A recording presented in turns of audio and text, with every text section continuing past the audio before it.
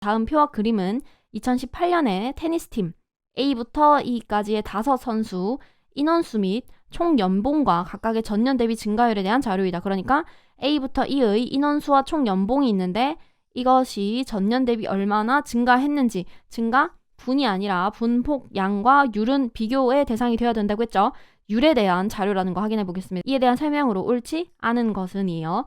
자, 표를 보시면 2018년에 테니스팀 A에서 E까지의 선수 인원수 및 총 연봉을 보시면 이렇게 몇 명인지 그리고 몇 억 원인지 단위가 나와 있습니다. 이때 이 단위는 우리가 A가 몇 억 원에서 몇 억 원이 됐다라고 이야기할 때는 단위 자체가 유의미하겠지만 A와 B끼리, A와 C끼리 이렇게 세로로 비교를 할 때는 각각의 단위가 모두 일치하기 때문에 굳이 우리가 단위까지 신경 쓰지는 않아도 되겠다라는 점 하나 머릿속에 떠올라야 되겠죠? 자, 각주 볼게요. 팀 선수 평균 연봉이고 선수 인원수분의 총 연봉 이렇게 해주게 되면 팀 선수 1인당 연봉이 얼마인지를 알게 된다라는 것도 캐치할게요. 자, 2018년에 제한 자료가 여기 나와 있었는데 그럼 다음으로는 전년 대비가 있겠죠. 전년 대비 증가율이 있고 2018년이 기준이 되니까 사실은 이런 자료를 통해서 우리가 2017년의 값을 유추하게 된다라고 이야기를 해줘야겠죠. 다시 한번 연봉과 그리고 인원수 각각의 증가율이 나와 있으니까 우리는 2017년으로부터 2018년으로 왔을 때 각각 선수 인원수가 증가했는지 그리고 총 연봉이 증가했는지 마지막으로 팀 선수당 평균 연봉이 증가했는지를 물어보게 되겠다. 이 정도로 방향을 잡고 내려가서 한번 보도록 하겠습니다. 자, 증가율을 보시면 우리는 총 연봉과 선수 인원수를 가지고 볼 때 평균 연봉이라는 개념을 금방 보고 왔는데 이 평균 연봉이라는 개념 자체가 선수들의 인원수를 분모해주고 분자에는 총 연봉을 줬어요. 그렇기 때문에 어떤 전년 대비 증가율을 본다면 이 진한 색깔 친구들이 분자에 들어가고 연한 색깔 친구들이 분모에 들어가겠죠. 그리고 20%가 증가했다라고 하면 특정한 값에서 20%의 증가는 1 플러스 0.2가 된다는 거 기억해줘야겠죠. 그리고 만약에 이 팀을 기준으로 봤을 때 원래의 이 팀의 2017년에 총 연봉이 Y라고 했을 때 1 플러스 0.5를 하게 될 거니까 이제 기억나나요? 요 값 X분의 Y와 이게 지금 2017년의 평균 연봉이죠. 새로운 X분의 Y 다시라고 하고 이것을 2018년에 이 팀의 평균 연봉이라고 하면 우리가 어떤 관계라고 할 수 있어요? 요만큼을 곱해져 있다 라고 이야기했을 때 이 값은 실질적으로 1 플러스 0.5 빼기 0.2가 되니까 1 플러스 0.3인데 이것이 정확히 얼마인지가 중요한 게 아니라 1보다 큰지 작은지가 중요한 거예요. 우리는 2017년의 값에 어떤 1보다 큰 것이 곱해져 있다라는 것을 알 수 있게 되기 때문에 더 대소관계를 비교했을 때는 2017년이 작았다라는 거 확인할 수 있게 되죠. 시간단축 비법서에서 우리가 이미 학습했던 기억들을 가지고 문제를 한번 보도록 하겠습니다. 자, 1번이요. 2018년에 팀 선수 연봉은 D팀이 가장 많다. 그러니까 이것은 우리가 팀 선수 평균 연봉을 첫 번째 자료만을 가지고 계산한 거예요. 자, 두 번째 선지 보시면 2018년에 전년 대비 증가한 선수 인원수, 전년 대비 증가한 선수 인원수를 알기 위해서는 표와 그래프를 모두 봐야 되기 때문에 이 그림을 사용한 선지가 그래도 선순위겠다라고 생각을 해줄 수 있고 세 번째 선지는요. 2018년에 A팀의 팀 선수 평균 연봉은 전년 대비 증가했다라고 이야기하고 있는데 자, 팀 선수 평균 연봉이에요. 그러면 전년 대비라는 표현에서 2017년에서 2018년으로 갈 때 평균 연봉이 어떻게 변화하였는지를 물어보게 되는 거고 바로 앞서서 우리가 계산했던 이런 방식을 사용하는 거죠.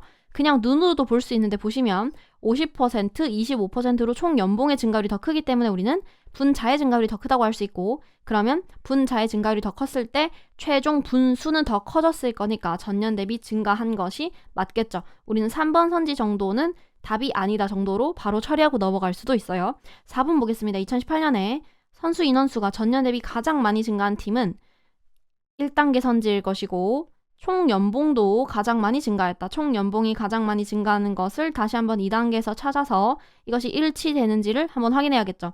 자, 마지막으로 5번 선지 보시면 2017년에 총 연봉은 A팀이 E팀보다 많다라고 이야기하면서 우리가 2018년에 총 연봉을 기반해서 2017년의 총 연봉을 유추하게 한다라고 하면서 다시 한번 그림과 위의 표를 모두 쓰는 선지라고 할 수 있어요. 이 중에서는 1번처럼 하나의 표만 사용하는 선지, 그리고 이 중에서도 2017년과 전년 대비를 통해서 어떤 포인트를 주고 있는 이 문제에서 그 부분을 쓰지 않고 있는 1번 선지는 답이 될 확률이 좀 적겠다라고 생각을 하셔도 틀리지 않습니다. 그럼 우린 가볍게 1번부터 보고 넘어가도록 할게요.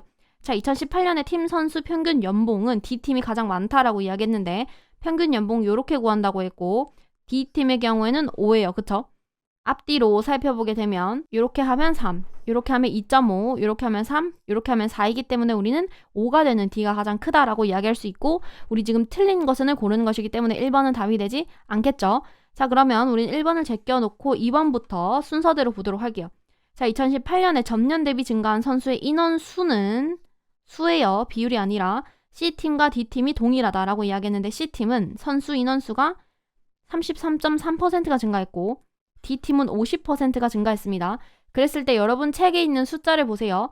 자, C팀의 경우에는 증가하고 난 2018년의 인원수가 8명이죠. 그리고 D팀의 경우에는 6명이에요. 자, 그럼 우리는 이 값이 어떤 이전 2017년의 값을 대비해서 봤을 때 2017년 1 플러스 3분의 1이라고 하니까 이것이 8명인 2018년의 값이 됐다 라고 생각하면 되나요? 이렇게 됐을 때 우리가 2017년의 값을 구하기 위해서는 밑으로 내려줘야 되죠. 2017년의 값은 2018년의 값에 1.3을 나눠주어야 되겠다 라고 생각할 수 있고 그럼 똑같이 D팀은요.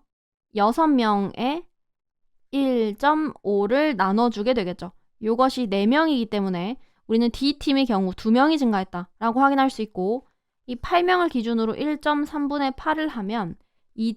얼마가 되기 때문에 사람은 점 몇이 될 수 없죠. 내림해서 2라고 하면서 동일하다라고 처리할 수가 있게 돼요. 가능하죠.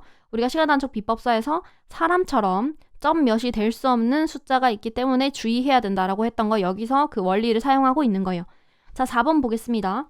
2018년 선수 인원수가 전년 대비 가장 많이 증가한 팀은 전년 대비 가장 많이 증가하기 위해서는 애초에 모수도 커야 되지만 증가율도 상당히 커야 되죠. 자, 요렇게 우리가 숫자를 보고 있고 각각이 2018년에 몇 명이었냐면 5명, 10명, 8명, 6명, 6명입니다. 자, 가장 많이 증가한 팀이라고 했을 때 얘는 50%가 증가했고 얘는 20%가 증가했는데 똑같이 됐다면 우리는 이 팀은 고려의 대상으로 삼지 않아도 되겠다라고 생각할 수 있나요?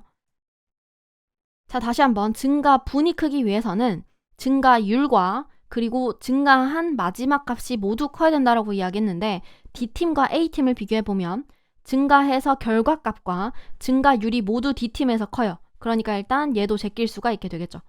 자, 우리는 선수 인원수가 전년 대비 가장 많이 증가한 팀을 묻고 있는데 앞에서 선지를 확인하기 위해서 C팀과 D팀은 전년 대비 선수 인원수가 2명으로 똑같이 증가했다는 걸 알고 왔어요. 이때 두 개 모두가 답이 될 수는 없으니까 얘를 한번 확인해 보면 좋을 텐데 100%가 증가해서 10이 됐다는 건 10에서 1 플러스 0.3이 아니라 1을 나눠주게 되죠.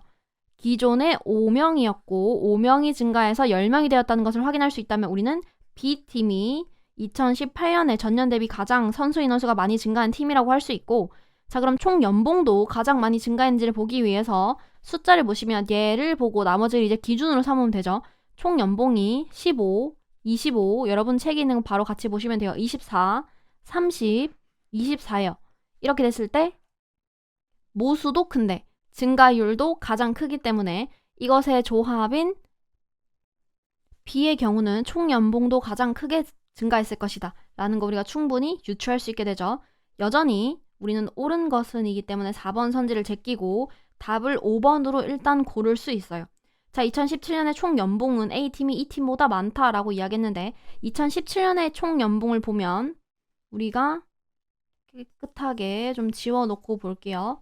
2018년을 기준으로 연봉이고 그리고 앞에서 연봉을 15 그리고 24수로 가져올 수 있죠.